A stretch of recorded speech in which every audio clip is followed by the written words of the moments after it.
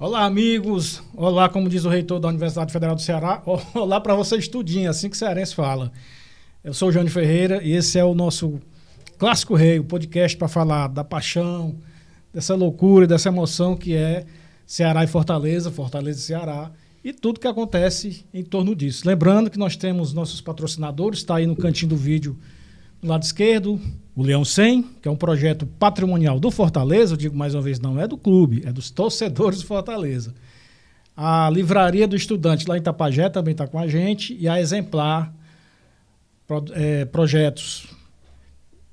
Exemplar, deixa eu me lembrar o nome, Júnior, meu produtor aqui. Consultoria e Projetos. A Exemplar também está com a gente, vocês vão vendo aí no cantinho, e a gente vai trazer mais aqui histórias, né? E dessas emoções. E eu queria até comentar, pessoal, como esse último Clássico Rei foi aquilo que representa o Clássico Rei. E até digo, é por isso que nós resolvemos fazer esse podcast falando desse Clássico Rei e de tudo que acontece no entorno dele, né? Foi muito massa, foi muito emocionante. Até o Sudeste parou para ver o Clássico Rei, galera. Foi demais, é muito legal. E por aqui já passaram muitas pessoas e vão passar mais. E hoje está com a gente a Ana Cláudia, né? Andrade. Ana Andrade. Prazer. Da Band. Muito obrigado por ter vindo. Eu que agradeço. Obrigado pela lembrança, viu? Nossa. Prazer participar. Como eu te disse, eu sempre participo de casa, lá cuidando dos meus filhos. É a primeira vez que eu venho presencial. Hoje me deu vontade de vir. Então é um privilégio para mim, né? Você e é uma honra para mim. Obrigada, tá? Pois é. E você, assim, faz parte de uma história que está relacionada com o esporte, né?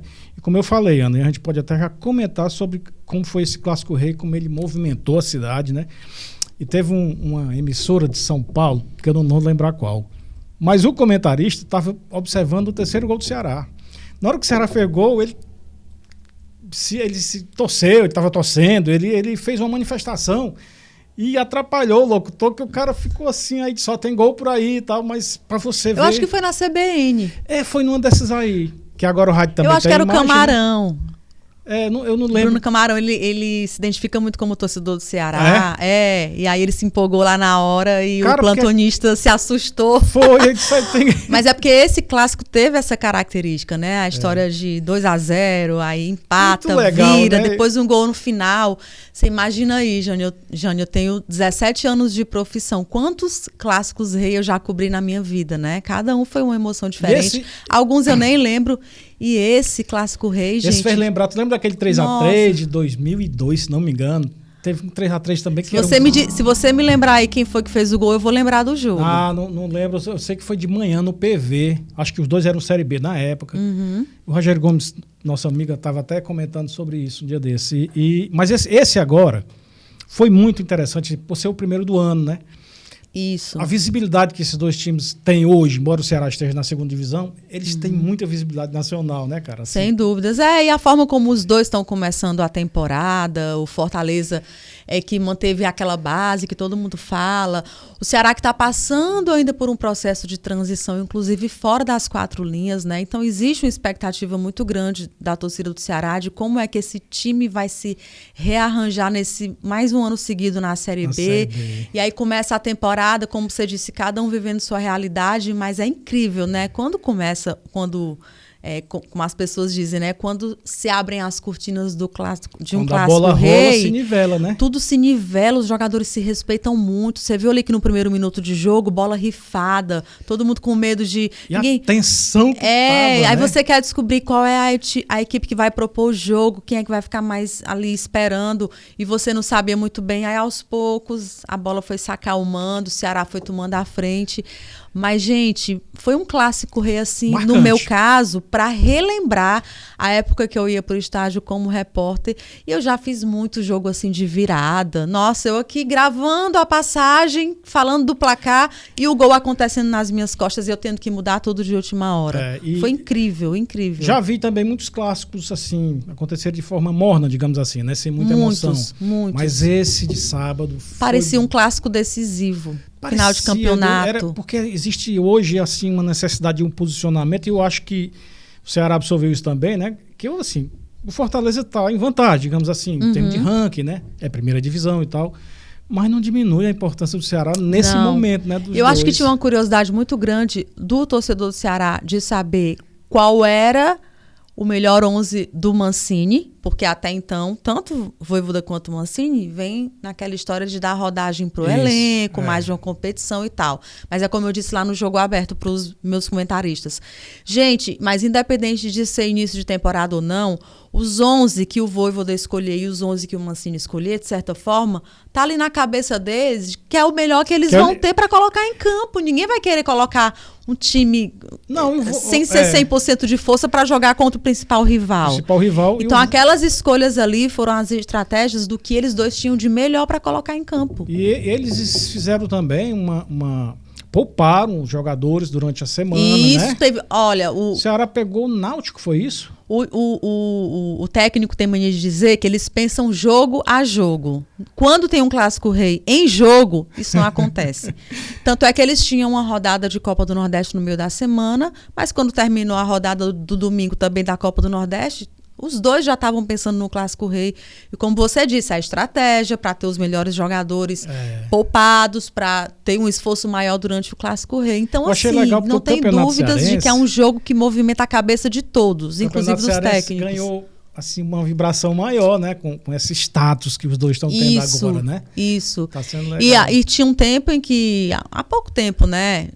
Inclusive, houve até uma campanha de marketing da Federação de Futebol para que o Campeonato Cearense voltasse a ser aquele principal produto, porque estava meio escanteado, né? Os clubes participando de competições tão importantes, o Fortaleza... Né? Exatamente. Então, houve uma campanha de marketing da Federação Cearense para resgatar a importância do nosso Campeonato Cearense, que é o nosso produto principal, gente. O nosso Campeonato Cearense é nosso, é o nosso campeonato. Tem importância. Isso perdeu aí deu um plus, por um tempo, né? Perdeu. Eu ouvi alguma coisa, as pessoas comparando, porque assim, como universalizou, com a comunicação está globalizado, ficava comparando, na Itália não tem, na França, Espanha, acontece que a Itália é desse tamanho, minha amiga. Uhum. Não dá para ter campeonato regional num país que é do tamanho do Ceará. Quer dizer, a nossa condição continental também, geográfica, demográfica, inclusive, ela exige outra condição, né, Ana? É uma realidade diferente, né? E não é só a questão do campeonato cearense existir ou não. O futebol brasileiro é assim. Você tem início de temporada, um campeonato local. Se o campeonato cearense não existisse, os times daqui iam jogar o quê no início de temporada? Como, né? Então ele tem que existir. E outra, gente, campeonato cearense é campeonato cearense. É nosso. Hoje a gente mostrou no programa, um dia depois do Clássico Rei, né? Os clássicos que aconteceram em outros estados. Aí eu disse assim, mas nenhum clássico foi como o nosso Clássico Rei. Foi maravilhoso. Falando isso me chamou a atenção. Foi marcante. Porque você vê que o Bavi, né? Teve a virada, mas nenhum foi. Não foi. Porque o Ceará saiu do primeiro tempo ganhando e muito satisfeito, né? Pensando, que eu vou segurar. Fortaleza vira. Aí o que a torcida pensa? Agora nós viramos, vamos ganhar. E no último minuto vem aquele pênalti, quer dizer, é inusitado e só acontece em todos os outros ingredientes, o jogador do Ceará lá brincando com a torcida do Fortaleza, depois o jogador do Fortaleza devolvendo né? As polêmicas com a arbitragem. Então, todos são ingredientes que fizeram do clássico marcante, que daqui a 10 anos, quando a gente falar de Clássico Rei, a não ser que tenha um daqui para lá, que vá marcar, né? Que supere. Mas eu tenho certeza que daqui a 10 anos, você vai me perguntar de Clássico Rei, eu vou lembrar, lembra daquele lá, do Vojvoda do Mancini e tal, foi muito legal. Marcante. Eu falei com o Dacildo ontem sobre a arbitragem, que eu fiquei assim preocupado com árbitros, se ele já tinha assim, experiência Rodrigues Júnior. Porque é difícil, né? Apitar um jogo daquela envergadura é um jogo muito tenso, né? Ele apitou, se não me engano, ele apitou um Clássico Rei na carreira dele e apitou jogos do Campeonato Cearense. Ele é um árbitro novo, né? Novo. Mas assim, tem uma exigência em cima da comissão de arbitragem que se renove também, né? A arbitragem. Sim, tem. O quadro de arbitragem. Então, para renovar, tem que testar, né? Tem que correr esse risco. O que, assim, um agravante, assim, como o cara é daqui, supostamente, torce por algum dos dois ou algum outro. Uhum. E fica aquela coisa, o Dacildo já passou. Tem uma época que o pessoal chamava ele de Dacildo Vozão, daqui a pouco chamava de Dacildo Leão. Dacildo é maravilhoso. Chegaram a chamar até de Dacildo Ferrão. Quer dizer, por circunstância de um jogo, o cara fez isso porque é tendencioso para esse time, porque torce. Mas é o Darcy me falou, o cara ele saiu muito bem, sabe? E principalmente porque não teve VAR, tá? Diga-se de passagem por opção dos próprios clubes, e aí eu acho que a responsabilidade do árbitro fica muito maior, embora ele tenha os auxiliares, mas a decisão é dele, né? Então, a pressão foi maior. Para a realidade de hoje, que o VAR é um recurso que é normalmente usado, né? Ele não teve e teve que se virar mesmo no olho, né? Exatamente. Mas se saiu muito bem, muito tranquilo, né? Muito assim, não pegou corda, não pegou ar. Agora vamos aqui numa história que é a sua história, Aninha. Me conte sua história. Onde foi que você nasceu? De quem que você é filha? Eu nasci em Fortaleza. Foi? Eu sou cearense. Muita gente pensa que eu sou de fora, mas não, gente. Eu achava que tu era de fora. Não.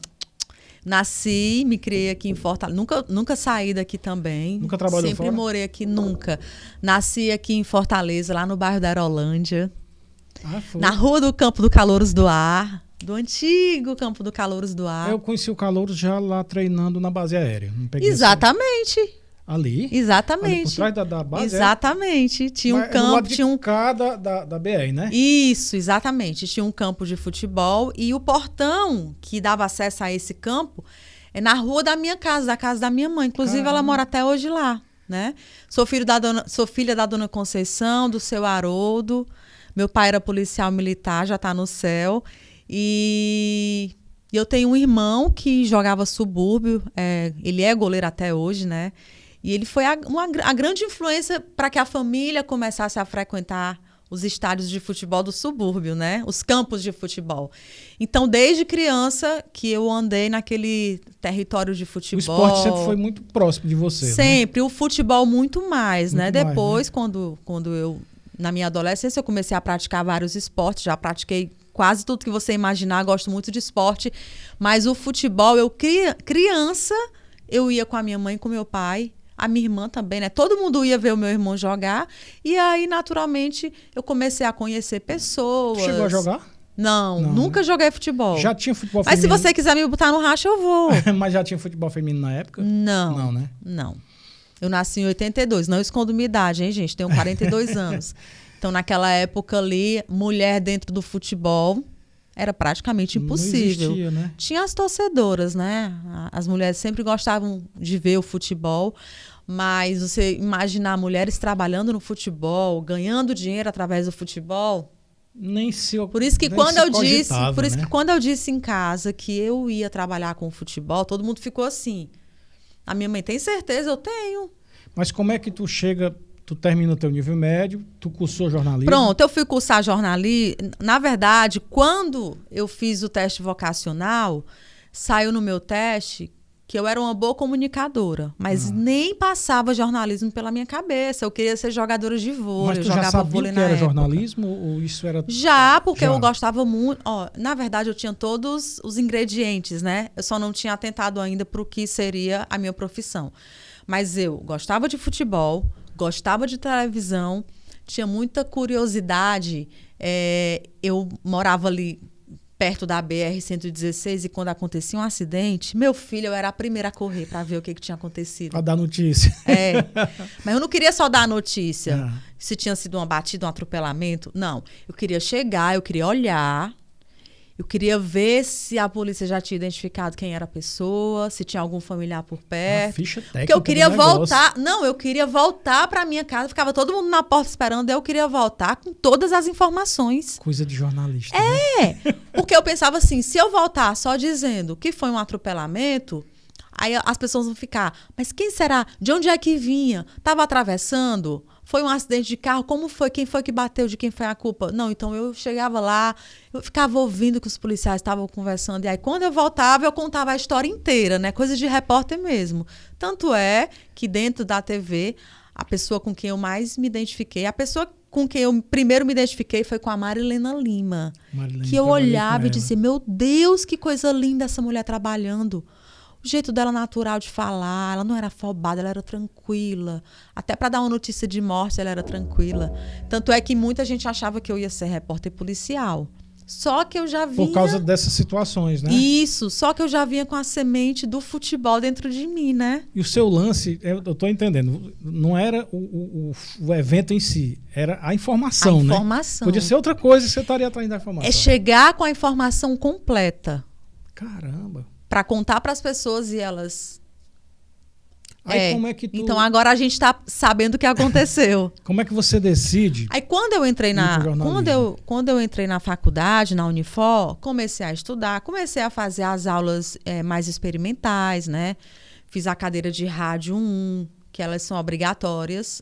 Você participar das cadeiras nos laboratórios, que é para você ter mais uma vivência na prática. Eu fiz rádio 1, gostei muito de rádio, fiz impresso 1, gostei porque tinha 1 e o 2, né? Uhum. Aí quando você fazia rádio 1, impresso 1 e telejornalismo 1, aí no outro semestre você tinha que escolher.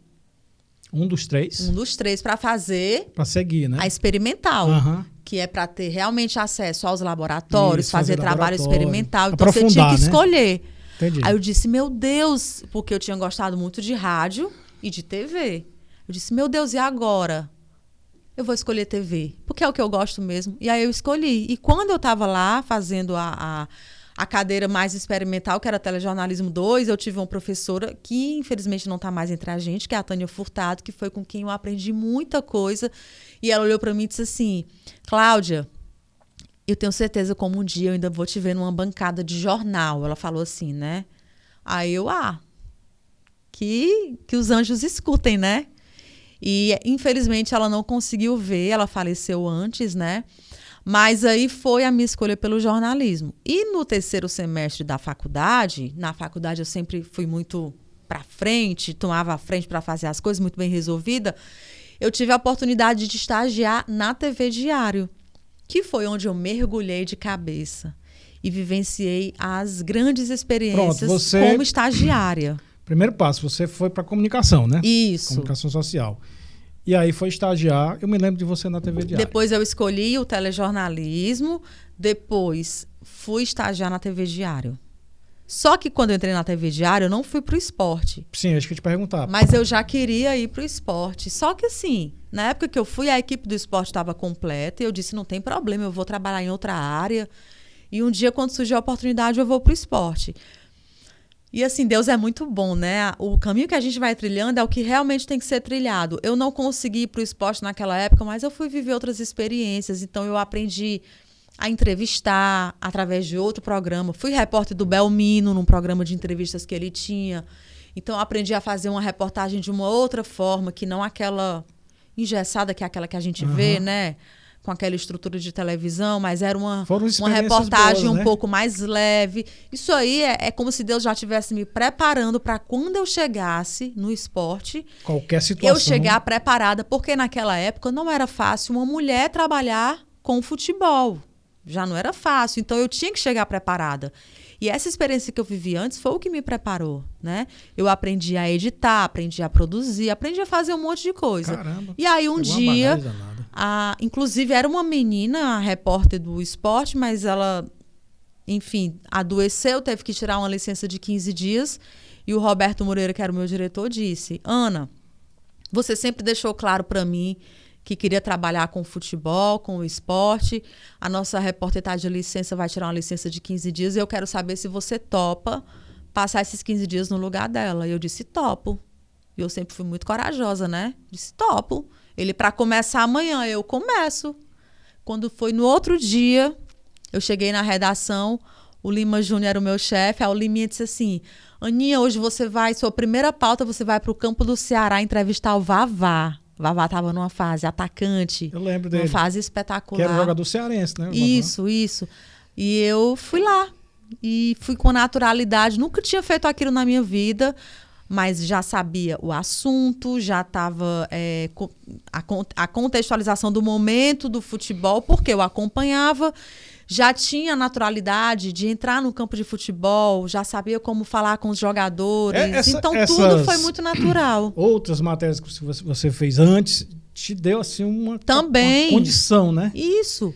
São coisas que a gente vai entendendo com o tempo, né? Por que eu entrei na TV Diário e não fui direto para o esporte, já que todo mundo saber que era o que eu gostava, porque eu precisava passar por essa experiência e ser preparada, né? Exatamente. Porque não foi fácil chegar na editoria de esporte, me fixar lá. E naquele momento eu era a única mulher, né? A Marilena Lima já cobriu esporte, a Carla Soraya, tiveram outras, né? Mas naquele momento você tinha 2 mulheres trabalhando com o esporte, que era a Fabiane Caxan, que apresentava um programa na TV Cidade, e a Mariana Sasso, que apresentava na Verdes Mares. Mas como repórter, não tinha. Eu era a única. Então é óbvio... de campo, né, cara? Óbvio que acompanhando o jogador nos treinos, muitas vezes não entrando, mas passando na porta do vestiário, porque antes você não tinha essa estrutura que você tem hoje de assessoria de comunicação. Então, muitas vezes, tendo que passar por dentro do vestiário, tendo que entrar no campo. Gente, eu já passei perto de tomar soco na cara, briga de jogador, porque eu estava perto e tive que me afastar. Então, naquela época, eu era a única. Então, claro que os olhares iam ser todos... Como é que você era vista? Como é que você era recebida, percebida como mulher nesse cenário totalmente masculino? Pois é, quando eu comecei a chegar nos clubes de futebol, as lembranças que eu tenho, né? Eu fui muito bem recebida pelo pessoal do rádio, né? Esses setoristas que alguns não estão mais entre a gente. Rodrigues Andrade era muito meu amigo. Foi uma das primeiras pessoas que eu cheguei lá no PC e que veio conversar comigo. Aloísio, Miguel, Danilo, Lucas Leite, que hoje não está mais no futebol, mas que continua na rádio. Todos eles, o próprio Cezinha, todos eles me receberam muito bem. Océlio Pereira, para você ver, eu tenho lembrança de pessoas mais antigas, né?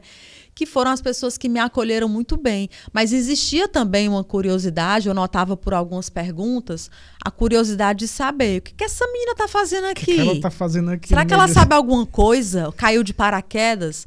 Só que assim, eu já tinha a vivência, né? Eu gostava, eu transitava nesse meio, eu conhecia o palavreado dos jogadores, as gírias da época, eu conhecia tudo, gente. Eu era muito desenrolada. E aí o que aconteceu? No lugar de eu ser julgada ou sofrer algum tipo de preconceito, eu fiquei amiga dos setoristas e dos repórteres que iam lá também. E aos poucos fui mostrando o meu trabalho, eles começaram a confiar um pouco mais no meu trabalho, né? Porque a gente passa por esses testes, a gente que é mulher. E todo mundo virou meu amigo. E assim eu fui fazendo o meu nome, entendeu? Acima de tudo, um desafio, né? Porque você está num ambiente completamente masculino, naturalmente masculino, nossa, né? gente, tinha dias assim, jogo de futebol. Eu lembro de um jogo que eu fui fazer lá em Horizonte. Eu olhava para um lado, olhava para o outro, não tinha uma mulher para conversar. E eu tinha que conversar com eles, né? Então, no começo era difícil, porque eles meio que se fechavam, conversando ali assunto entre eles, só que era um assunto que eu também dominava. Então, eu ia lá, dava minha opinião.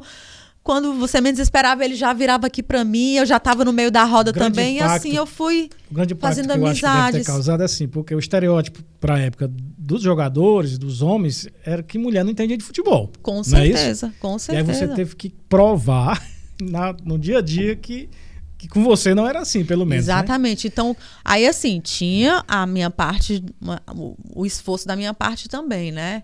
Eu pensava assim, gente, eu já gosto de futebol e eu entendo um pouco de futebol. O que eu não posso fazer? Me desatualizar. Então, eu tinha um radinho de pilha, eu ia dormir, eu colocava aqui, eu ia passando de rádio em rádio, acompanhava todos os programas, todos. Começava aqui na AM, né? Na época não tinha programa esportivo na FM, era só a AM.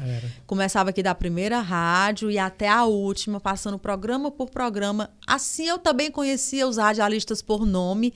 Quando eu chegava e encontrava com eles no estádio, eu dizia, eu assisto seu programa, e ali a gente já fazia uma amizade também. Quebrando Mas eu gelo, ia né? todos os dias pro campo, pro clube de futebol, completamente informada de tudo o que acontecia. O que acontecia, o que era previsão, aquelas informações que você tem início de pré-temporada, o time sondou jogador tal, que às vezes nem é uma notícia ainda. Mas só me completa a informação, você se tornou exclusivo do esporte a partir dessa situação? Sim. O Roberto te efetivou? Eu fiquei os 15 dias, né? E quando a repórter voltou, a própria repórter disse que não queria mais continuar, e que o esporte estava em boas mãos e que ela ia seguir outro rumo. Beleza. E aí o Roberto disse, a partir de agora você vai ficar só no esporte. E foi quando eu tive outras experiências na TV Diário, né? Eu era repórter, aí depois teve o teste também para eu fazer a minha primeira transmissão, que era uma coisa ao vivo, já era um negócio mais, né? Mas tu repórter de campo. Repórter de campo. Eu era repórter para acompanhar os treinamentos, aí, né? Teoricamente. Ia pro treino, chegava na redação, sentava com calma, escrevia o meu texto, o Liminha lá dava uma lida, no outro dia era editado e tal. Pra transmissão de futebol era outra história. É na hora, né, cara? É você entrar ao vivo com informação, participar do jogo, acompanhar o comentário, a narração. A substituição. As substituições, você chegar no jogador e fazer a pergunta no momento certo. Tinha tudo isso, né?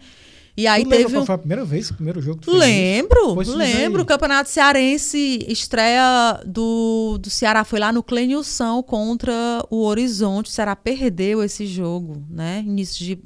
Foi em 2006. 2006 ou 2007. Acho que foi 2006. Quem é que narrava?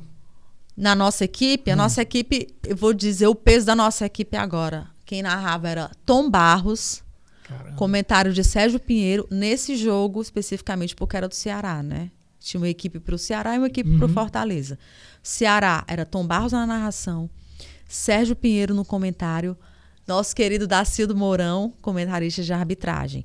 Na reportagem, o Paulo Edson fez a reportagem para o Ceará e eu fiz a reportagem para o Horizonte. Que equipe, hein? Aí, fora isso, a gente tinha Carlos Fred, caramba, que comentava para o Fortaleza. Luiz Carlos Amaral, que narrava os jogos do Fortaleza. Mas quando não podia ter o narrador titular, Vitor Hanover também narrava, também fazia parte da nossa equipe. E tinha o Liminha, que também comentava.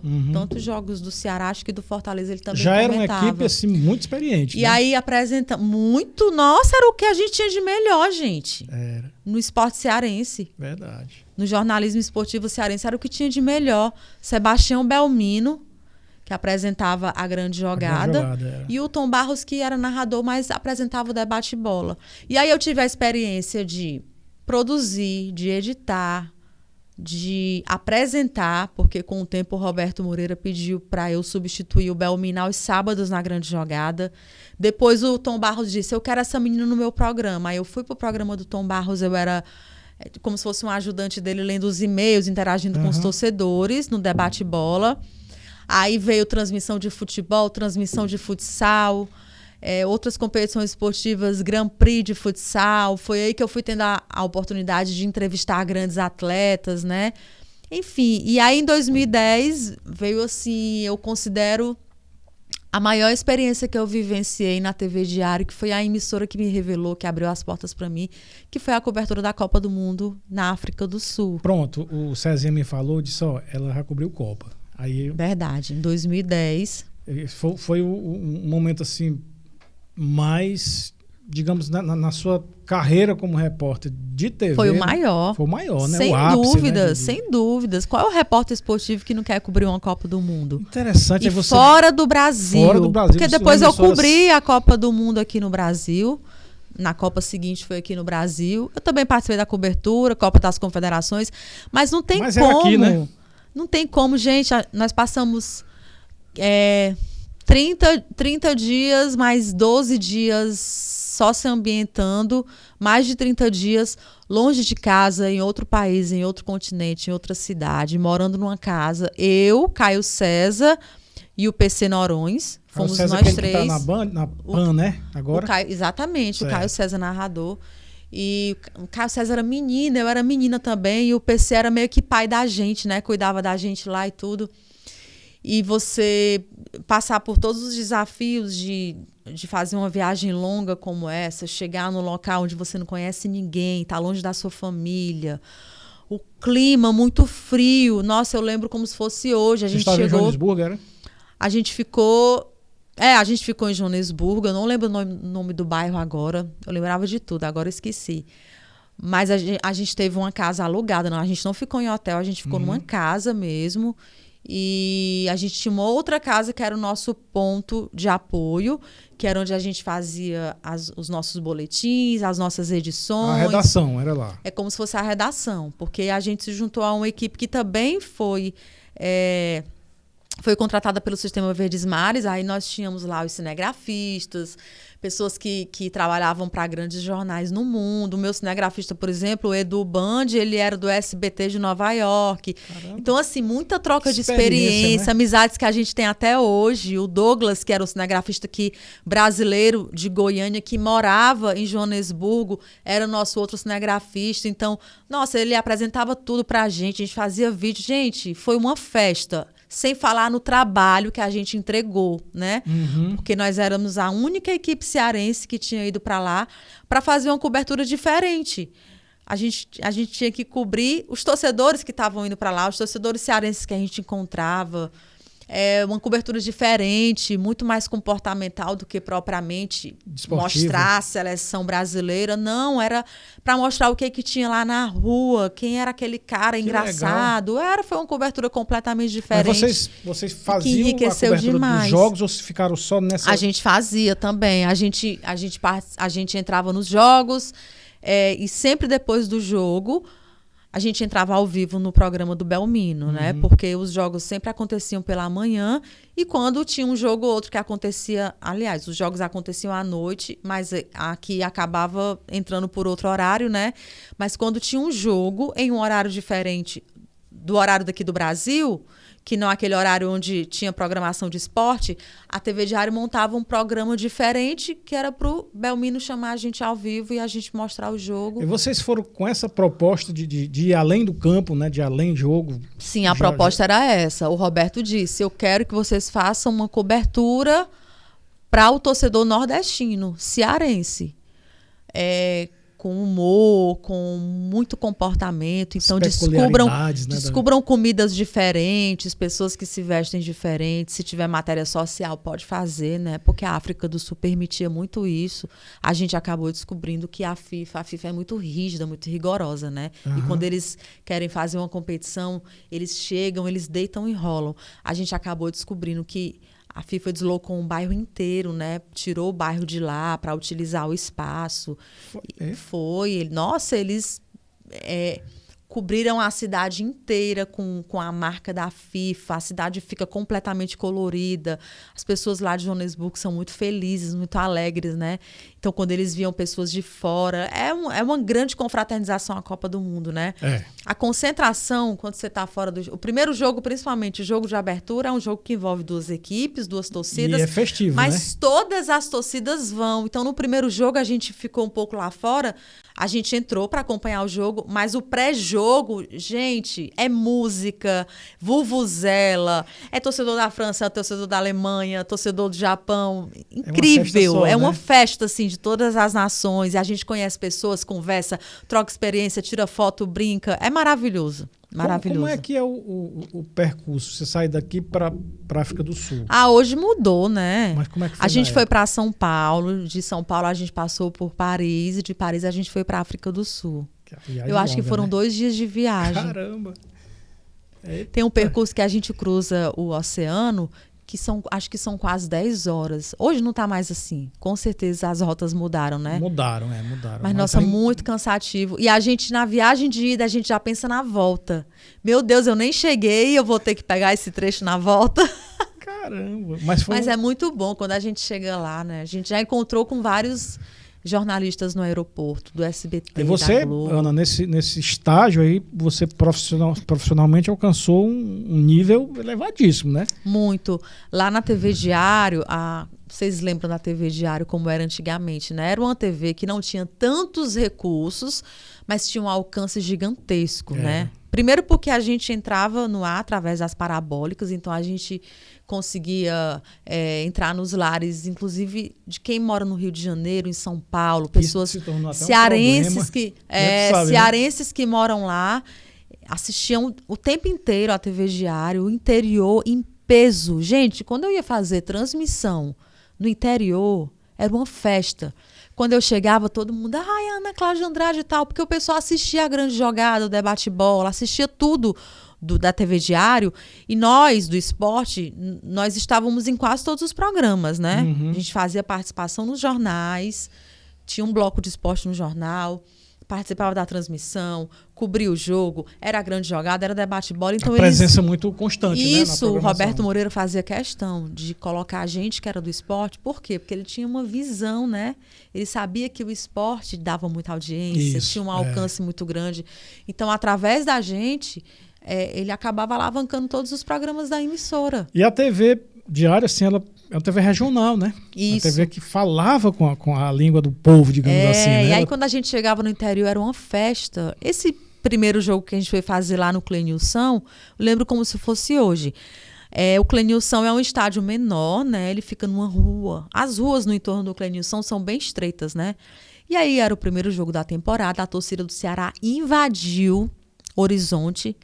E quando a gente chegou no nosso caminhão de transmissão, a equipe não teve off-tubo nesse dia. Foi todo mundo pro estádio, né? Então eu, Paulo Edson, Tom Barros, Sérgio Pinheiro, o pessoal que operava lá áudio, os meninos da transmissão, cinegrafista, todo mundo.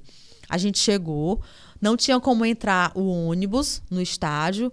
Então os meninos disseram, olha, a gente vai ter que descer aqui no meio da torcida e caminhar até o estádio. Gente, eu olhava pela janela, uma multidão. E eu dizia, Tom, como é que a gente vai passar no meio dele? Aí o Tom Barros, olha, Ana Cláudia, venha pra cá, pra perto de mim, que eu vou levar você e tal. Gente, quando a gente desceu, esse pessoal enlouqueceu quando viu o Tom Barros pessoalmente. Porque uma coisa é você ver pela televisão, né, e tal. Quando o Tom Barros desceu do ônibus, o Sérgio Pinheiro, foi uma loucura, os torcedores gritando, e eu lá, toda tímida, passando pelo meio da torcida. Ninguém sabia quem era a Ana até então, Ninguém sabia até então, né? E assim, uma festa, por quê? Porque tinha uma audiência estrondosa. É verdade. E no interior, era uma festa maior ainda. Eu lembro que as pessoas viam a gente, e outra, nossa camisa de transmissão era uma camisa laranja, que chamava muita atenção. Então, eles viam a gente de longe, já sabia que era a equipe da TV Diário chegando. E quando a equipe da TV Diário chegava, muito boa, né? No interior, nossa, as pessoas chamavam a gente para entrar, ofereciam bolo, tapioca, quer almoçar aqui com a gente e tal, quando eu precisava ir ao banheiro, porque esse negócio de banheiro para a mulher era complicado, viu?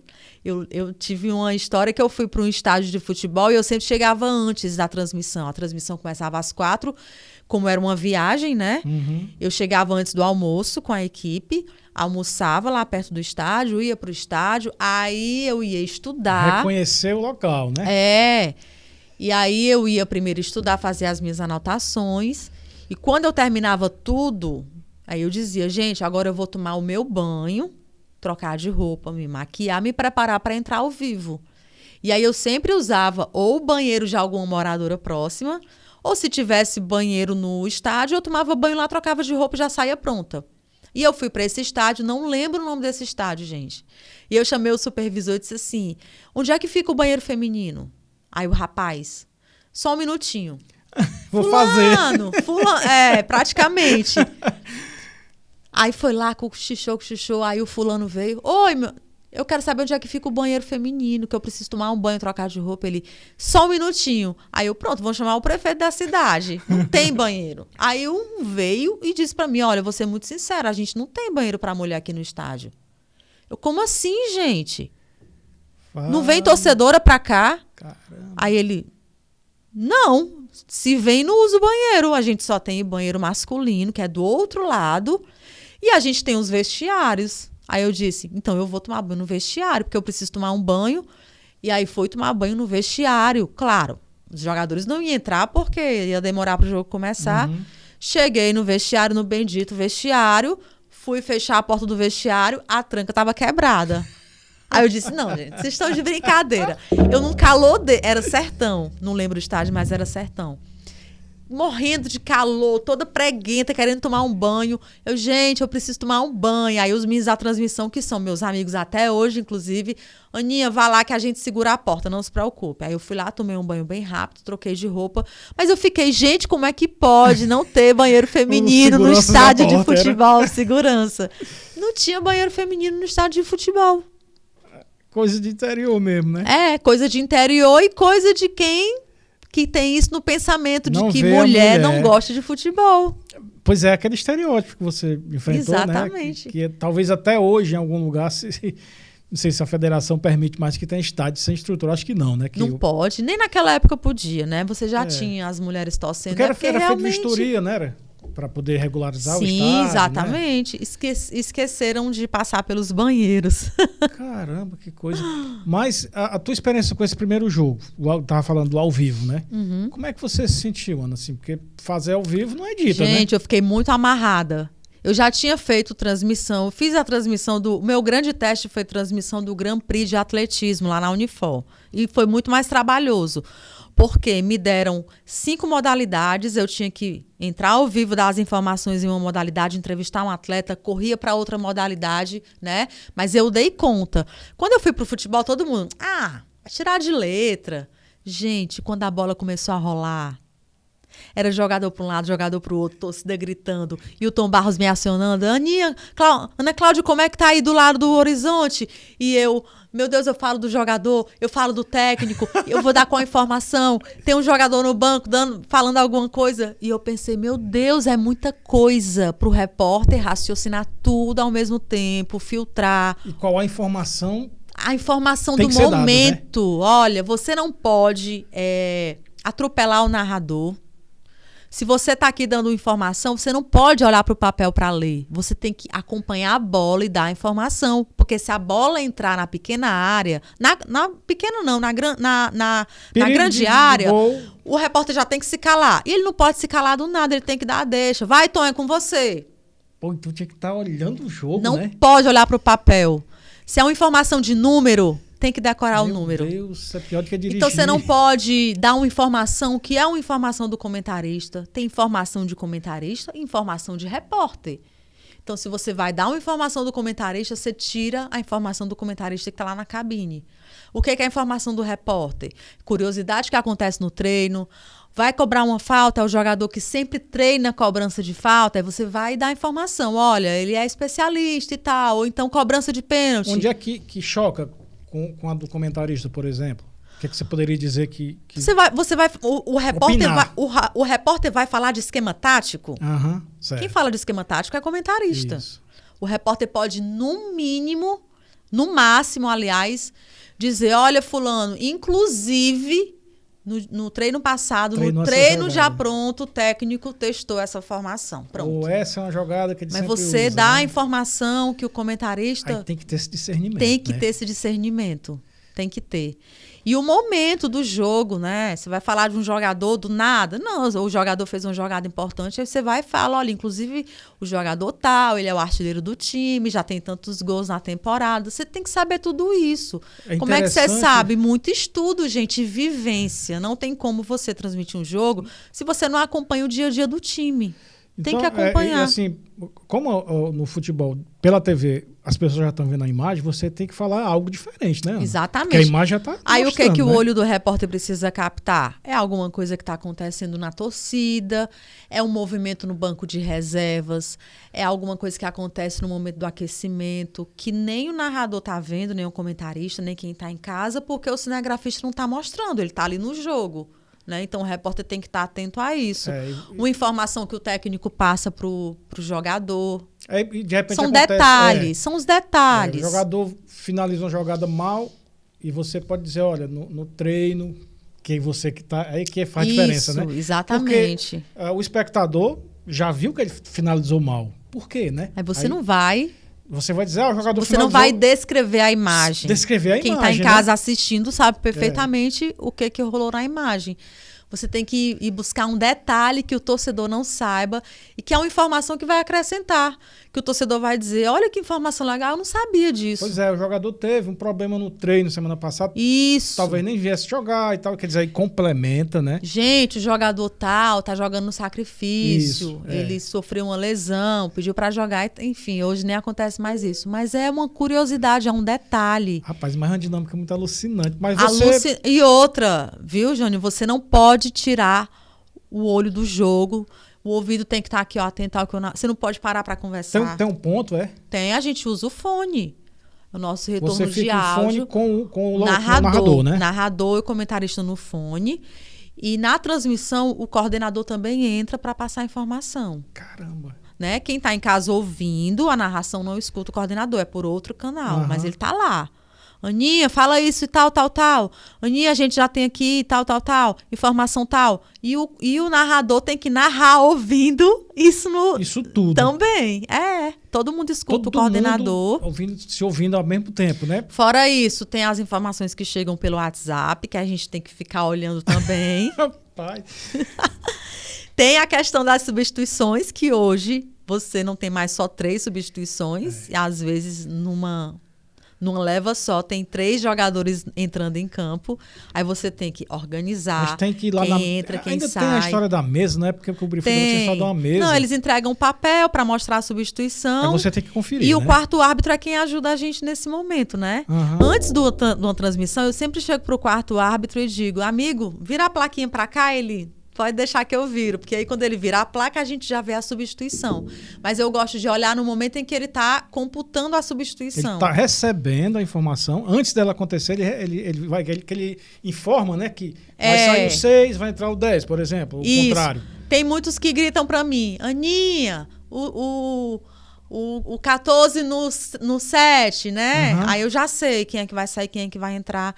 Porque no momento da substituição, você tem que dar as 3 substituições. Pronto, às vezes é um bloco inteiro. Essa movimentação, eu já vi isso, o locutor percebe a movimentação e diz, no caso, Aninha, vai ter mexido aí, né? Às vezes o narrador vê primeiro que a gente, porque assim, ó, o normal é a gente ver primeiro.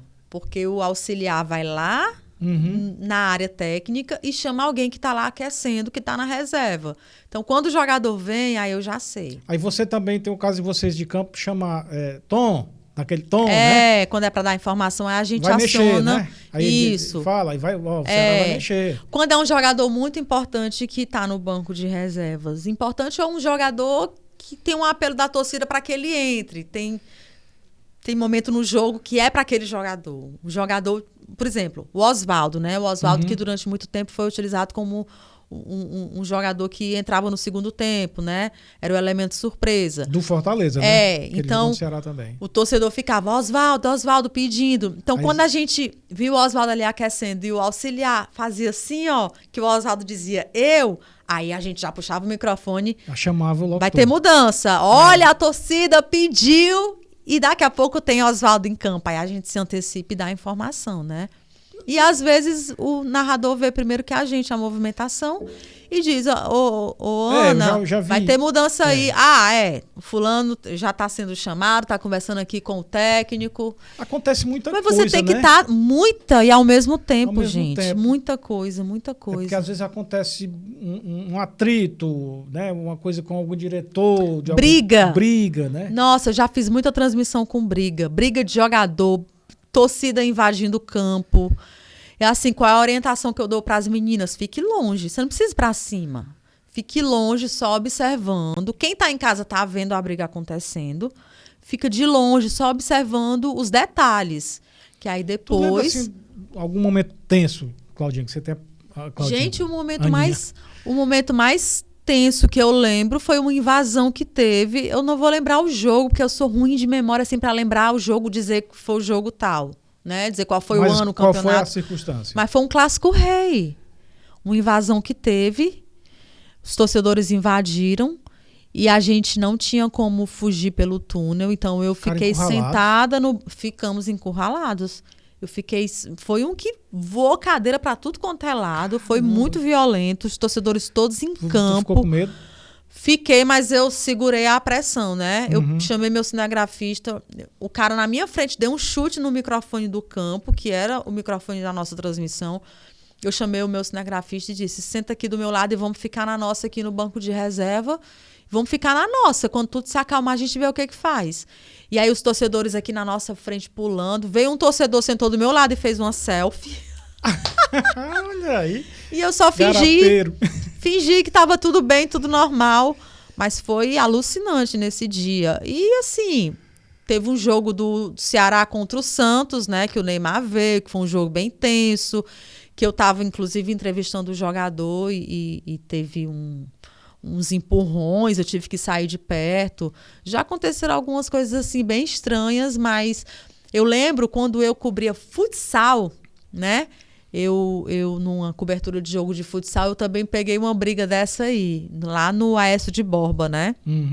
E aí eu lembro que o Tom Barros falou assim pra mim, Ana, quando você estiver num jogo e que começar uma briga, fique longe. Porque quem está de longe, quem está de fora consegue visualizar melhor tudo que está acontecendo. Até quem bateu primeiro, quem apanhou primeiro. Então, se você for relatar depois, você estando longe, vai ser muito mais fácil para você. Ampla, né, da Isso. coisa. Sem falar que eu não preciso estar narrando uma briga. Eu preciso dizer o quê? Olha, o árbitro estava observando a briga, então ele expulsou o jogador tal, o outro tomou um cartão amarelo. São essas coisas que eu, como repórter, preciso relatar depois, né? Mas você... é um exercício de observação. Sem dúvidas. De 90 minutos. Fora né? que a experiência vai dando algumas habilidades a mais pra gente, né? Eu vejo hoje alguns repórteres dando a notícia de que o jogador caiu desacordado em campo. Eu nunca fiz isso na minha vida, gente, porque eu penso no familiar que tá em casa assistindo. É um susto, né? Lógico, gente, você não pode dar uma informação dessa. Você tem que... O cara vai cair desacordado, todo mundo vai ver. O que eu tenho que fazer como repórter? Procurar o médico do clube, o médico vai lá, faz o primeiro atendimento e tentar tranquilizar quem está em casa, porque o familiar está lá, né? E aí eu sempre chego para o médico e digo, doutor, e aí? Não, ele já acordou, a gente vai levar para fazer isso. Aí eu dou a informação, olha, o jogador já está acordado, ele vai ser levado para o hospital para fazer os exames e assim que a gente tiver a informação, a gente traz novamente. Não é você que vai dar a informação mais não negativa precisa, da história, se o cara né? caiu em campo desacordado, todo mundo está vendo. Eu não preciso dizer. E se aconteceu aqui do meu lado e a câmera não mostrou, eu também não preciso dizer que tem um jogador do meu lado passando mal. Eu preciso procurar o médico e perguntar, doutor, e aí? É grave? É sério? Qual a informação que eu dou? Né? É verdade. A sua vivência nesse caso, assim, foi interessante, assim, porque a sua vivência com o esporte foi desde menina, né? Isso. Quando você com o ambiente, sim. O ambiente, né? Que isso te ajudou muito, né? Muito, muito. Aí foi entrando nessa história de Clássico Rei, Ana. Quando é que você percebeu essa rivalidade? Quando é que chegou a ti ou já chegou antes de você estar trabalhando? Antes você já tinha percebido?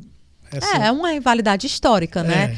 Quando eu comecei a acompanhar futebol, a lembrança que eu tenho, tinha 8 anos de idade. Naquela época você não tinha tanto acesso aos jogos do Ceará, do Fortaleza, do Ferroviário pela televisão, era mais pelo rádio, né? Mas eu já tinha acesso aos jogos, por exemplo, do Campeonato Carioca, Campeonato Paulista, que inclusive eu gostava muito de acompanhar e gosto até hoje. Chegou a ouvir o Adson Coutinho? Tu lembra dele? Tá lá o corpo estendido no chão, não sei se tu lembra. O jargão eu lembro. Era. E aí, Mas assim, eu já tinha essa memória de que quando era Clássico Rei, eu ouvia pelo rádio. Os ânimos eram outros, né? Gente, e outra, eu sempre morei ali próximo à BR-116, então eu via a movimentação de carro passando, via depois nas reportagens da televisão como era o comportamento dos torcedores. Então, assim, a imagem da rivalidade, eu sempre tive acesso desde muito cedo, né? Teve muita clareza do que isso representava. Sim. Se eu te desse uma dessas aqui, você escolheria uma? Não, eu escolheria as duas. É igual a minha. Tudo bem. Eu vou te falar uma coisa, viu, Jane? Eu tenho um carinho muito grande pelos dois clubes, porque a gente, quando vira profissional do futebol, a gente entra nos dois clubes, nos três, né? O programa é sobre Clássico Rei, mas aqui todo mundo, a gente poderia botar a bola do Ferroviário. De todos os clubes. Onde eu sou muito bem aceita também, muito respeitada e respeito demais. Lá no Ceará também, jogadores, esposas, jogadores que já encerraram carreira, hoje voltaram para o clube e que me encontram e me agradecem. Você tem porque livre eu já acesso, fiz muitas entrevistas, graças a Deus. Lá no Fortaleza também. Fortaleza, eu cobri o Fortaleza na Série C em 2010, viajei junto com dirigentes, participei de momentos em que eles vivenciaram. O presidente Renan Vieira me relatava, Aninha, eu quase não consigo fechar a conta do hotel hoje. Então, aquela campanha de 2010 da Série C do Fortaleza, eu participei ativamente, entrando e saindo de avião junto com a delegação, vendo muita coisa. Não coisa errada, né? Mas vendo assim, dificuldades, o empenho. Né? Muitas, gente, muitas. Eu tava lembrando um dia desse. Eu fui cobrir o Fortaleza chegando para fazer aquele jogo contra o Águia de Marabá. Eu chegava na cidade, me preparava já para pegar a chegada dos jogadores no hotel, né? Que eu tinha que relatar tudo. Tu cobriu a Série C toda? Sim. O Fortaleza passou 8 anos, não foi? Eu cobri a Série C de 2010. Né? Foi. Tu lembra Cheguei da Copa do Mundo e fui cobrir a Série C. Ô, rapaz, que... E foi maravilhoso. Sabe por quê? Hã. Porque aquela Série C de 2010 ninguém cobriu, só a TV Diário. Mas foi aquele que subiu, não foi? Não. Tu lembra qual época ele passou 8 anos? Qual era o ano de 2010 que ele tava? Era o primeiro, era o segundo? Eu acho que foi o primeiro ano. Foi o primeiro ano do Fortaleza na Série C. Foi pancada, né? Ele caiu da... E aí o Roberto Moreira, que tinha uma visão diferente, disse, nós vamos comprar essa competição, ninguém vai transmitir, só a gente. E as rádios não vão investir nisso, mandar um repórter. Alguns foram, né? Marabá, né? Não, todo mundo fazendo off-tube, então a nossa audiência foi estrondosa. Né? Massa, cara, que experiência. Então, eu lembro como se fosse hoje. Lá em Marabá, os jogadores do Fortaleza chegando com uniforme de passeio, a bolsinha aqui embaixo do braço, meia no meio da canela. O pessoal que levava, por exemplo, os uniformes ia de ônibus, né? Os jogadores de avião. Depois, os outros anos em que a TV Diário cobriu a Série C, que eu não estava mais lá, a Vanifer, que chegou a ser repórter, chegou a fazer trecho de balsa. Eu não, eu sempre fui e voltei de avião, né? Já era bem difícil, imagine de ônibus e de balsa, de carro. Mas eu vi os jogadores chegando todos arrumadinhos, super estrutura, os roupeiros chegando com aqueles caixotes enormes, com uniformes, com os jogadores com bolsas, né? E aí eu cheguei no campo do Águia de Marabá para fazer uma reportagem para enviar para a TV. No dia do jogo, quando eu cheguei, que eu entrei no campo, que eu vi os uniformes pendurados no alambrado.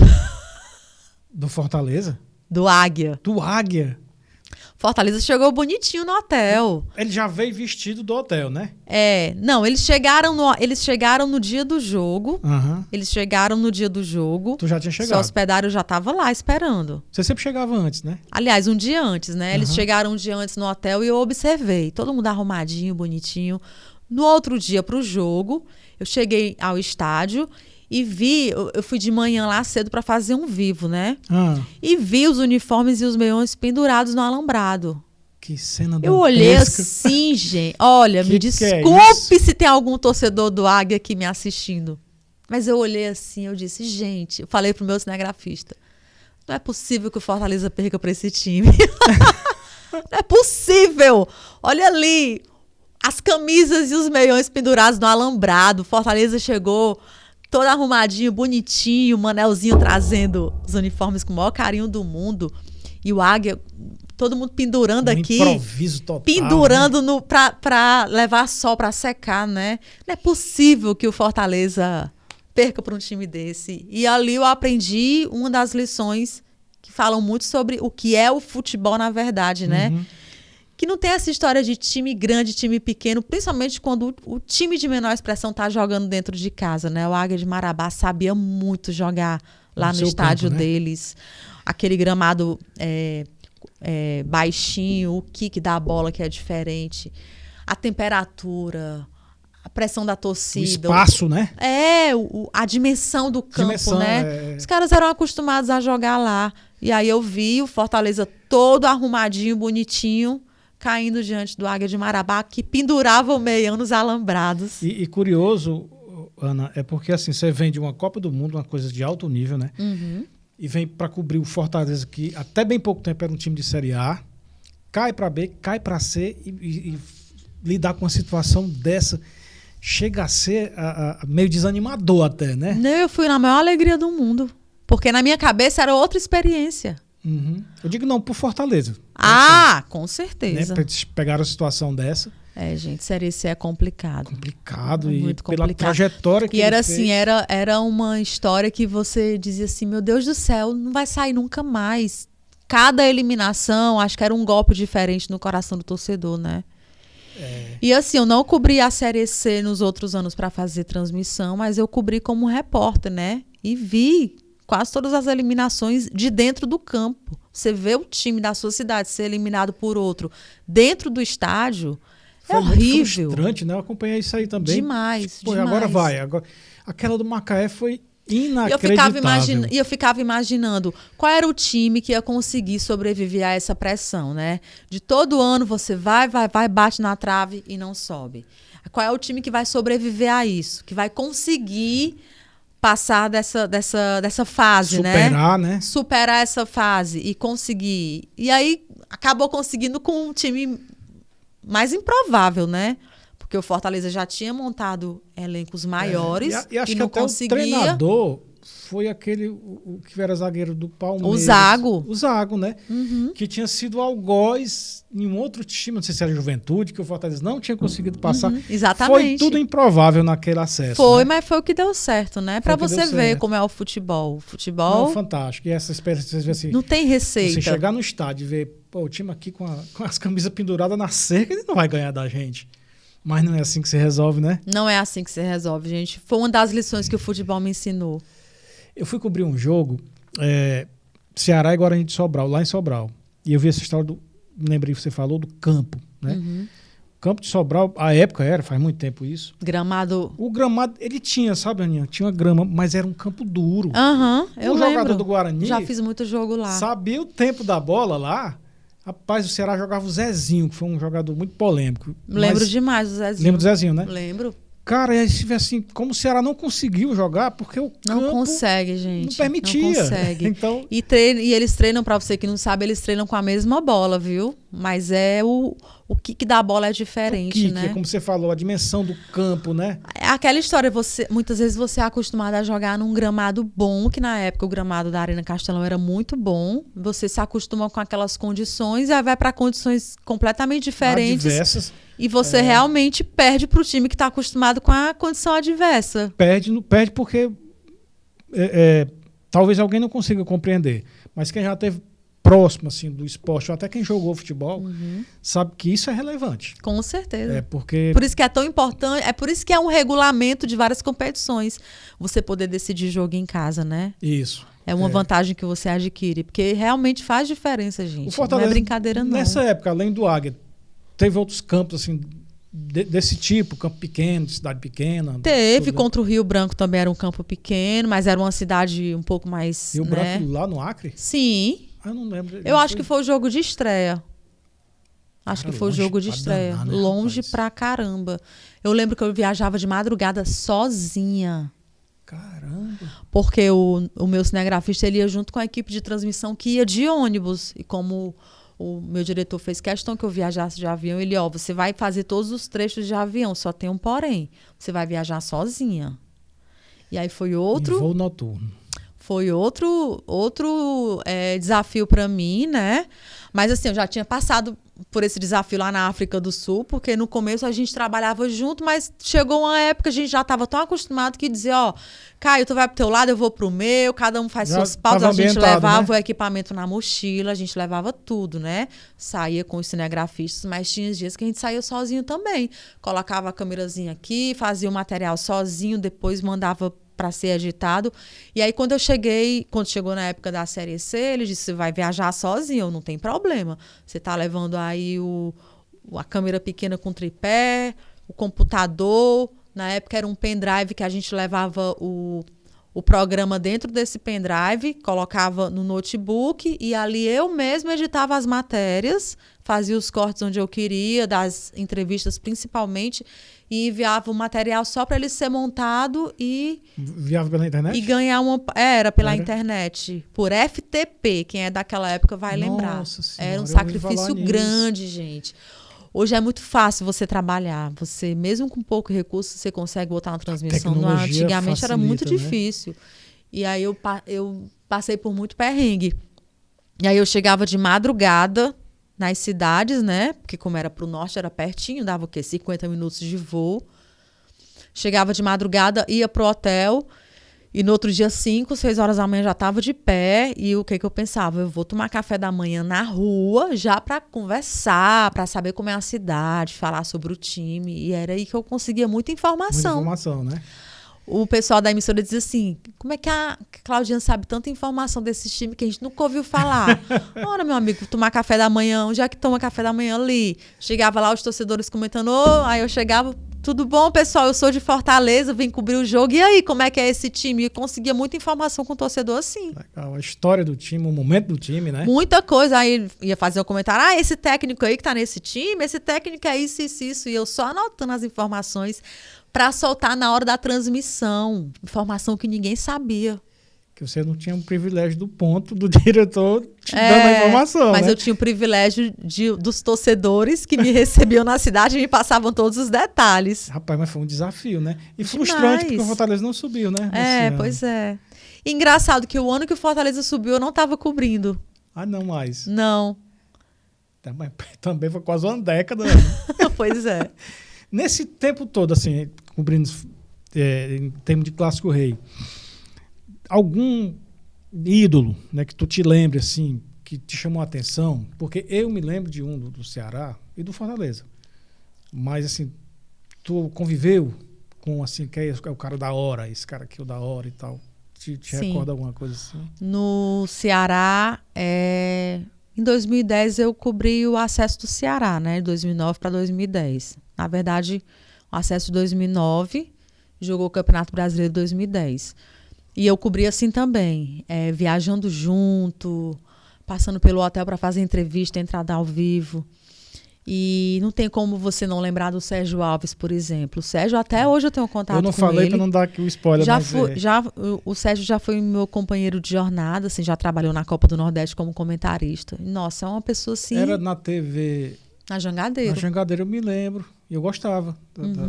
Ele é ótimo. Porque o cara... com uma vivência de campo é muito bom, né? E aí o Sérgio, ele não era titular em todas as partidas, né? Naquele ano o Ceará formou um time que ficou muito emblemático, com os 3 volantes, né?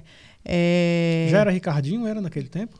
João Marcos, Heleno, e Michel. Caramba, o Michel, que jogou até, acho que no Horizonte depois, né? E aí aquele time ficou... Era o time que o torcedor do Ceará sabia de cor, assim. Você perguntava um torcedor mirim de 8, 7 anos, o menino sabia muito o time. Né, era? Muito, muito mesmo. E o Sérgio Alves era aquele cara que entrava para resolver. O Ceará estava no sufoco, Sérgio entra, e ele ia lá e fazia um gol. Impressionante, gente. Eu lembro de um jogo... que nesse jogo eu fui fazer uma matéria especial com a torcida organizada do Ceará, né? Fiz o primeiro tempo lá de cima da bateria, mostrando. Segundo tempo eu desci o Ceará no sufoco contra o Brasiliense e o Sérgio lá sentado só na dele. Por que ele era reserva, tu sabe? Não é que ele era reserva, é porque o time tinha muitos jogadores à disposição. Conforme a forma de jogar do adversário, ele ia escalando o time dele. Só que assim, tinha os setores que ele não mexia, né? Uhum. Por exemplo... Esse trio ele não mexia, né? O trio de volantes não tinha a menor condição de sair nem entrar ninguém. Eram eles 3. O ataque mudava. Às vezes era o Sérgio Alves. Porque o Sérgio era muito efetivo. Mas quando o Sérgio estava no banco e o time estava no sufoco, ele sempre entrava. E sempre fazia gol. Era impressionante. E eu lembro que teve esse jogo que o Ceará no sufoco contra o Brasiliense. No sufoco mesmo. A bola não entrava de jeito nenhum. E o Sérgio lá muito tranquilo. E eu só olhando, né? Só esperando a hora. E aí o técnico, Sérgio Alves entrou. Acho que no primeiro lance, a bola veio no pé dele e ele fez o gol. Gente, como é que pode isso? Do mesmo jeito, você perguntou aí de outros jogadores, do mesmo jeito, Rinaldo, Lúcio, quando estavam em campo pelo Fortaleza. O Rinaldo principalmente. Eu já vi o Clodoaldo jogando também, mas quando o Clodoaldo jogava no Fortaleza, eu assistia de casa, eu não trabalhava ainda, mas o Rinaldo não. E era impressionante, gente, o cara pegava a bola no meio campo. Quando ele arrancava, você dizia assim, vai parar dentro do gol. Não tinha como parar o Rinaldo, era impressionante. Eu lembro de um jogo, Ana, Fortaleza pela Série B já, Fortaleza e CRB. Cara, os fotógrafos tinham maior dificuldade, porque ele era muito rápido. Muito. Era um fenômeno, né, como atacante. Então, eu digo o Sérgio Alves, para mim, o Sérgio Alves deve ter sido um dos maiores ídolos da história do Ceará, né? Sem dúvidas. Porque é um cara goleador. Eu tava cobrindo um jogo... E ele é muito Ceará, gente. Apesar de não ser cearense, ele é muito Ceará. Eu acompanhei a trajetória dele quando ele veio do Central. Ele era volante. Né? Depois foi ganhando, foi avançando, se tornou um meia. E eu tava cobrindo um jogo, Ceará, acho que era Itabaiana. E eu fotografando, né? Eu tava nesse lado de cá do PV, bem aqui assim. Aí o cara, acho que era o Jaime, eu não lembro, porque o sujeito cruzou, um jogador cruzou de lá. Aí eu pensei, não, esse cara não vai pegar não, era o Sérgio Alves. Ana, que filho da mãe. Ele era frio, né? Ele me matou porque eu não achei que ele fosse conseguir alcançar a bola, sabe? Ela veio muito alto, o zagueiro sobrou, porque acredito que ele deu uma bicicleta, uma virada, cara. Eu digo, como é que eu não acreditei? Ele era incrível, ele né, era cara? Fantástico, viu? Fantástico, tinha um chute muito forte fora de área e quase todo jogo fazia gol. Mas nunca jogou no Fortaleza. Segundo o Vavá, ele disse que nunca jogaria no Fortaleza. Segundo o Vavá. O homem mal que disse. Ele é muito ídolo do Ceará, realmente. E ele se identificou muito, né? Acontece muito, isso, né? Muito. Muita torcida abraçou ele. E é uma relação que foi construída com o tempo e com as emoções que ele acabou proporcionando para a torcida, né? Pois é. Porque tem isso também. Ele foi muito importante. A emoção que o jogador proporciona para a torcida, né? E é importante. Geralmente é o jogador que é torcedor. Porque você tem muitos jogadores que são torcedores. O Mota, por exemplo. Mota? Gente, o Mota, quem não viu o Mota jogando pelo Ceará... E nunca jogou no Fortaleza. Não sabe o que é você ter amor pelo time que você tá vestindo a camisa, né? Torce Ceará. O Mota era impressionante. A forma como ele corria para comemorar com o torcedor era diferente demais. É outra vibração, né? Outra. E aí o torcedor entra naquilo e se cria aquele universo em torno do cara que realmente é ídolo para a torcida, né? É muito legal. E teve uma época que os jogadores ficavam muito tempo aqui no clube, nos anos 70, 80. O Ceará teve uns jogadores como o Ivanir, não sei se tu lembra desse jogador. Não, acho que tu nasceu em 82, né? Isso. Ele é dos anos 80. E ao longo do tempo, o Gildo, que é uma referência. Cheguei a entrevistar o Gildo. Foi. Cheguei a fazer entrevista com ele. Com o Tiquinho também. Tiquinho já bem doente, mas eu cheguei a entrevistar. É uma pena que naquela época você não fazia fotos com facilidade como você faz hoje, né? Eu tenho foto com o Dimas, por exemplo. O Dimas, a última vez que eu encontrei foi no jogo pela Conmebol, Ceará disputando a Sul-Americana. O Dimas estava lá no setor prêmio, sentado, assistindo ao jogo. E eu disse, não, eu vou ter que ir lá falar com ele, porque na época que eu era repórter, o Dimas me ajudou demais. Ah, é? Porque quando ele assumia como técnico... Ele era supervisor, né? E assumia como técnico, às vezes. Eu acho que ele já ocupou quase todas as posições, tanto do futebol quanto da parte de diretoria executiva. Soldado Alvinegro. Soldado Alvinegro. Tava para tudo. E acho que já foi até presidente interino. Quando ele era técnico interino, sempre que eu chegava, eu dizia, Dimas, eu preciso de entrevista com você. Agora. E ele sempre me dava entrevista. Eu conheço as filhas dele. As meninas sempre disseram, Claudinho, meu pai gosta muito de você, porque ele disse que você sempre tratou ele com muito respeito e tal. Então eu tirei uma foto com ele, que eu guardo até hoje, né? Mas tive a oportunidade de entrevistar tanto o Tiquinho quanto o Dimas. Mas tanto o Tiquinho quanto o Gildo, mas infelizmente não tenho foto com eles, né? Outras figuras, assim, já que a gente tá falando deles dois, né? Uhum. Outras figuras também com quem eu me identificava muito e que não estão mais entre a gente lá no Fortaleza. O Salvino. Nossa, o Salvino, eu tinha um carinho imenso por ele por mim. Eu acompanhei a época que ele estava doente junto com a esposa dele. O Manelzinho maravilhoso, sempre me recebeu muito bem no clube, me abraçava, tirava foto comigo.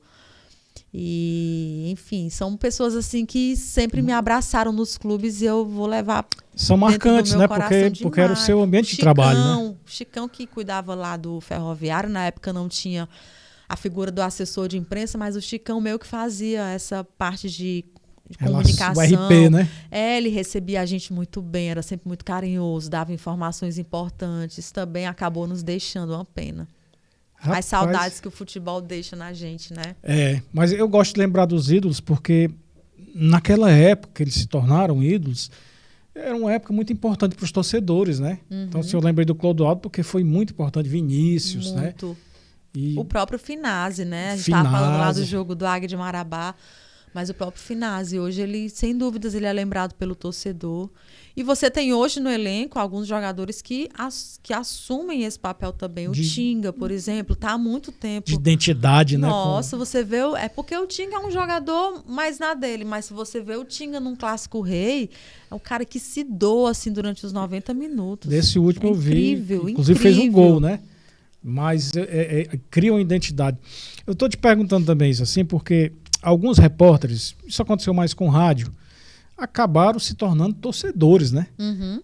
Os setoristas, principalmente, Isso, né? isso. E você, de algum modo, você teve essa rotina, né? De para um para outro, mas você transitou bem, sem ser tendenciosa, porque não seria nem bom para ti, nem para informação, né?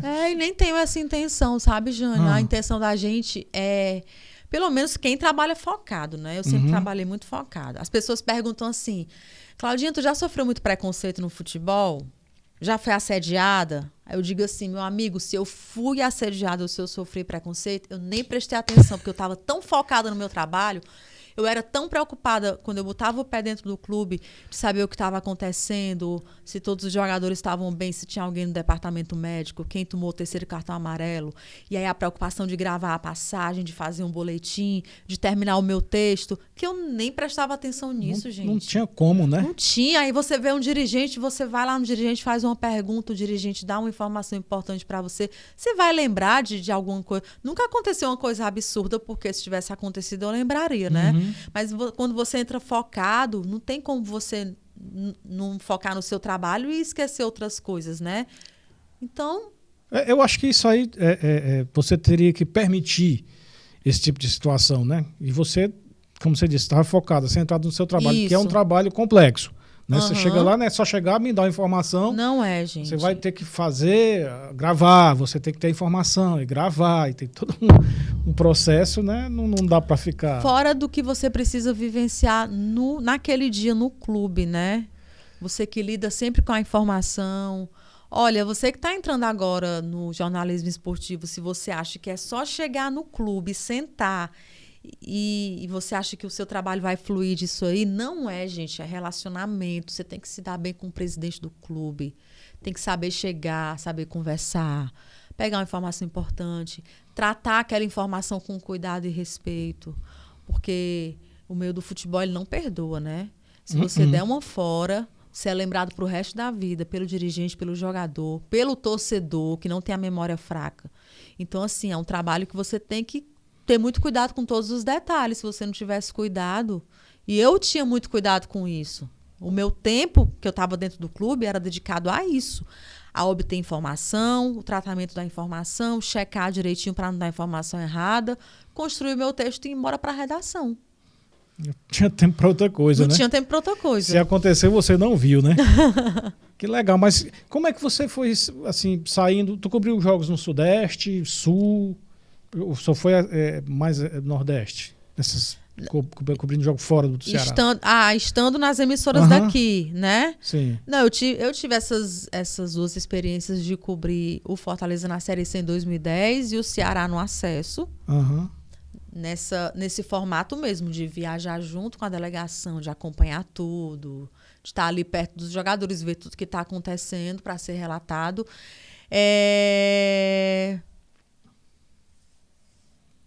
Mas não. Não porque a emissora que eu trabalhava não tinha os direitos de transmissão dos campeonatos de Série A, por exemplo. Série A e Série B. Campeonato Brasileiro, pronto. Eu nunca tive a chance de cobrir o Campeonato Brasileiro. A incursão foi na Série C, né, especificamente, né? Exatamente. Que foi uma competição que a TV Diário comprou na época. Tá, entendi. Mas Série B, Séries B e A eram outra emissora. Então, eu tive mais chance de viajar na Copa do Nordeste. Copa do Nordeste. Copa do Nordeste, eu fui repórter do Ceará e do Fortaleza por 4 anos, quando a Copa do Nordeste pertencia à Live Mode, né, que é aquela empresa do Rio de Janeiro, que a gente fazia as transmissões pelo YouTube, que foi quando a gente conseguiu dar muita visibilidade à Copa do Nordeste. Engraçado que na época que foi criaram a Copa do Nordeste, acho que é a Copa Sul, né? Acho que só a Verde e a do Nordeste sobreviveram, né, Ana? Isso. A Copa Verde tem também, né? Ainda não resiste? Tem sim. E a Copa do Nordeste, ela começou a ganhar muita visibilidade quando essa empresa começou a investir, de fato... Nas transmissões, Nas transmissões e respeitando o público nordestino, né? Colocando uma equipe em cada cidade, né? O repórter local... respeitando o nosso sotaque, a nossa cultura, a nossa forma de se vestir, nossa forma de falar, de se comunicar. Eles respeitavam muito isso. Eles diziam, olha, a gente é apaixonado pelo Nordeste, não mude nada. Entre desse jeito, produto com molecagem, com bom humor. A nossa transmissão é isso. E foi uma transmissão que ganhou notoriedade, assim. Eu lembro que eu fiz um Clássico Rei e eles liberaram esse jogo no YouTube. Gente, foi uma audiência estrondosa. E em todo canto que a gente andava se falava de Copa do Nordeste, a Copa dos Grandes Clássicos, a Lampions League. E foi um sucesso. E aí, infelizmente, saiu desse grupo, né? Uhum. O grupo perdeu a Copa do Nordeste. Aí eu acabei saindo também. Como é que foi a sua trajetória? Assim, você foi TV Diário? TV Diário. Fiquei na TV Diário por 4 anos. Como repórter do futebol, né? Repórter do futebol. E aí, quando eu saí da TV Diário, eu fui para a TV Cidade. Lá eu fui repórter do futebol e passei a apresentar o programa de esporte, o Esporte Cidade. Uhum. Saí da TV Cidade, engravidei da Luísa, que é a minha filha de 9 anos. Saí da TV Cidade quando eu voltei da licença maternidade. Saí da TV Cidade pensando em dar um tempo e ficar mais tempo com a minha filha. Uhum. Mas aí, 3 ou 4 meses depois, fui contratada pela Jangadeiro. Fiquei um tempo na Jangadeiro. Depois teve a mudança de bandeira, Band e SBT. Uhum. Precisaram de uma equipe de esportes na Band, que era a Nordeste TV. Fui para a Nordeste TV. Depois eu voltei para a Jangadeiro. Depois assumi a Nordeste TV como apresentadora do Jogo Aberto. Aí a Nordeste TV fechou. Aí eu passei um tempo trabalhando com streaming, que foi quando eu tive a oportunidade de fazer a Copa do Nordeste. Uhum. E aí, por último, quando a Band resolveu voltar não mais como afiliada, mas hoje nós somos Band Ceará, eu estava grávida do Rafael de 4 meses quando eu recebi o convite de assumir o Jogo Aberto daqui. Caraca. E aí tô lá até hoje. Eu fiquei até confuso, porque essa era né, SBT Nordeste. SBT era da Jangadeiro. Uhum. Jangadeiro era a empresa que tinha a bandeira SBT. E a Nordeste TV tinha a bandeira Band. Lá na Jangadeiro, o programa de esporte era o Jangadeiro Esporte Clube, apresentado pelo Jussier, e eu era repórter dele. Uhum. E aí, quando precisaram de uma equipe de esporte na Band, a equipe toda do esporte foi transferida para a Nordeste TV, porque a Band precisava de uma equipe de esporte. E aí, depois, a Jangadeiro puxou o Jussier de volta e eu assumi a apresentação do Jogo Aberto. E aí ficaram as 2 emissoras com as suas equipes de esporte. Então hoje a Band, porque eu estava assistindo, né? A Band não é mais afiliada. Não, ela tá naquela grade, tem a grade nacional, né? Isso. E vocês entram depois do Jogo Aberto nacional. Isso. Na verdade, o Jogo Aberto local é dentro do nacional, né? Vocês entram meia hora, É. Aí depois volta o Jogo Aberto? O programa começa às 11h. É porque a gente não tem... aliás, depois do Jogo Aberto tem o programa do Gleudson Rosa. Mas a gente entra no meio do Jogo Aberto. Uhum. Assim, não é que o Jogo Aberto termine e entregue pra gente. A gente entra dentro que é Jogo programa. Aberto também local, né? Exatamente. É como se fosse um outro bloco para dar as notícias locais, né? Legal. Então, essa experiência com a Band... Uhum. Como é que está sendo para você? É maravilhosa, porque a Band... Você é apresentadora, né? A Band é uma emissora que tem o esporte no DNA. Todo mundo sabe disso, né? Então, eles dão muita importância para o esporte. A luta para conseguir comprar competição. Não só do futebol, mas UFC, corridas, Fórmula 1, Fórmula Truck, enfim... A muito Band esporte, respira esporte, né? Verdade. Então, para quem gosta do esporte, ter o privilégio de trabalhar numa emissora como a Band, né? Que é uma identificação pra gente. Pois é, maravilhoso. Justamente por isso que eu perguntei, porque você tem uma afinidade, e essa sua afinidade não é só por interesse, é por consequência de trabalho, né? Isso. E vem culminar numa...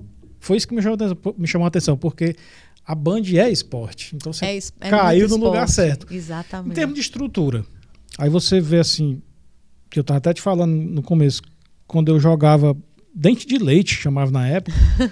Incrível, que era, né, a categoria? Era 13, não tinha sub.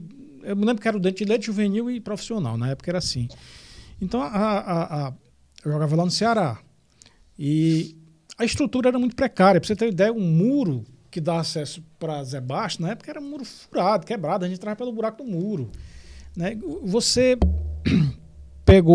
começou a cobrir isso, era uma estrutura, isso mudou muito no decorrer ainda do seu tempo de cobertura. Como é que você podia relatar isso? Muito. Até porque eu peguei a transição, né? Uhum. A transição eu peguei a transição do Ceará e a transição do Fortaleza. Peguei um pouco do Ferroviário também. O Ferroviário também mudou muito de uns tempos para cá.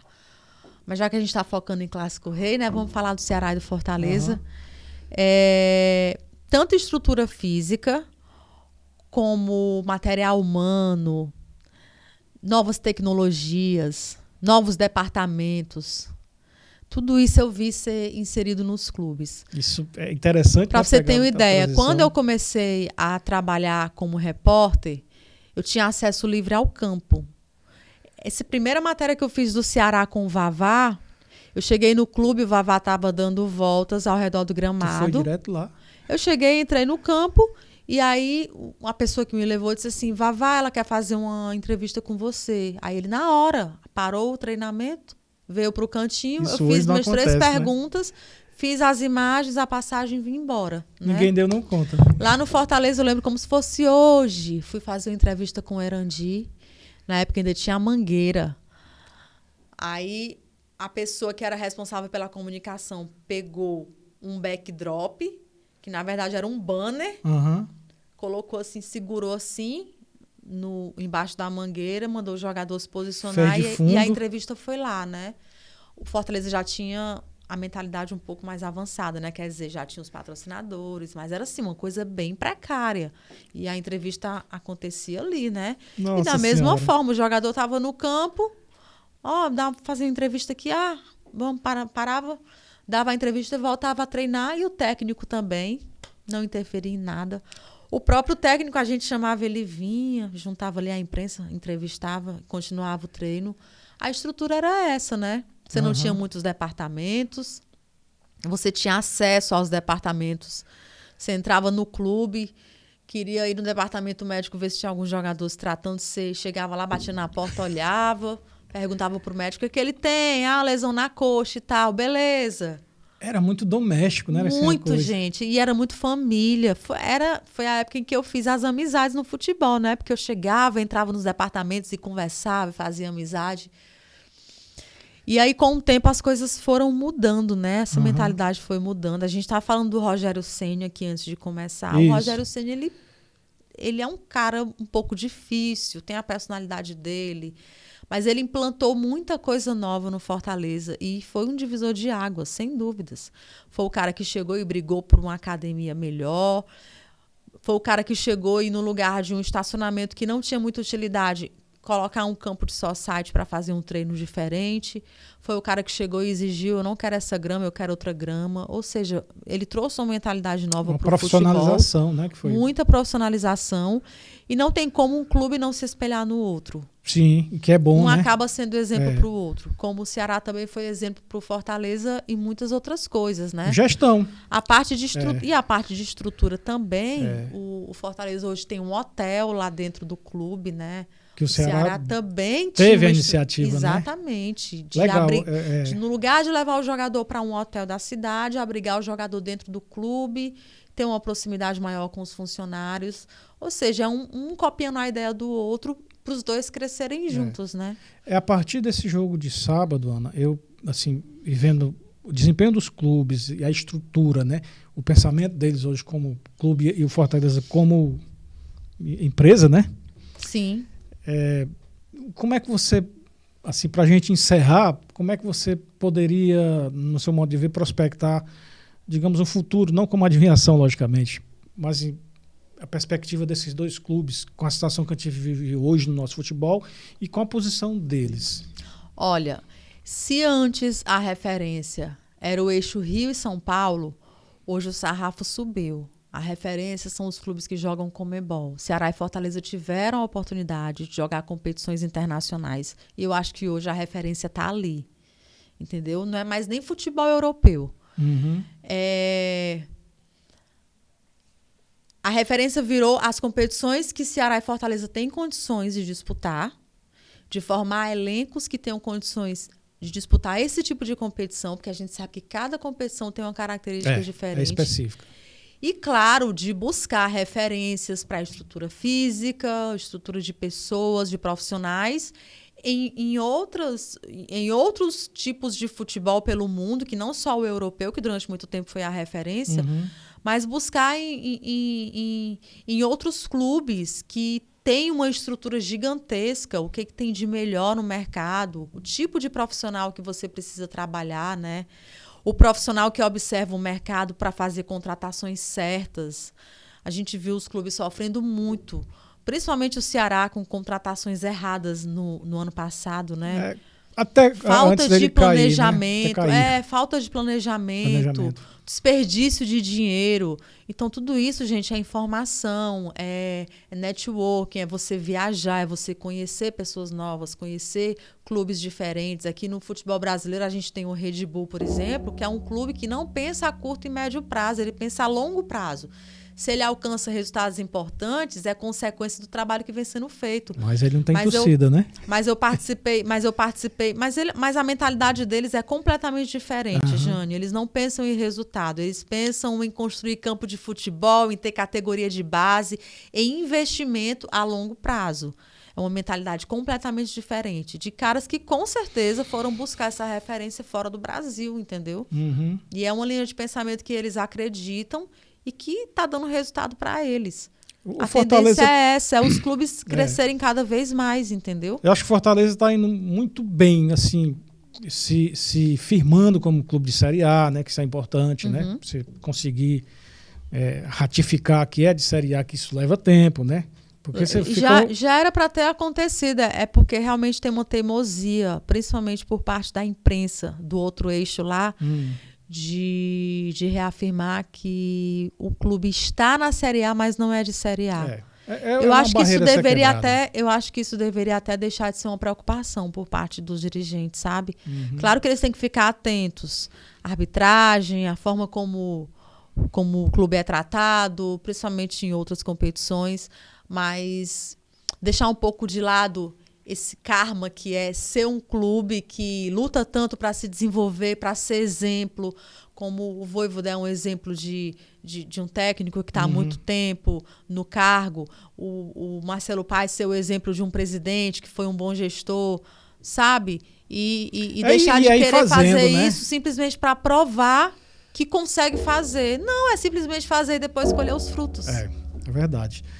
Olha, Ana, foi um prazer imenso, né? Aqui é a posição de um fã, que eu te acompanho há muito tempo. Obrigada. Né? O prazer foi meu. E muito obrigado por ter dedicado esse tempo aqui, exclusivo, porque você não faz presencial para todo mundo. Olha, eu tô cheio de vida, viu? É porque é difícil para mim, eu imagino a correria, né? Mas obrigada, Júnior, pelo convite.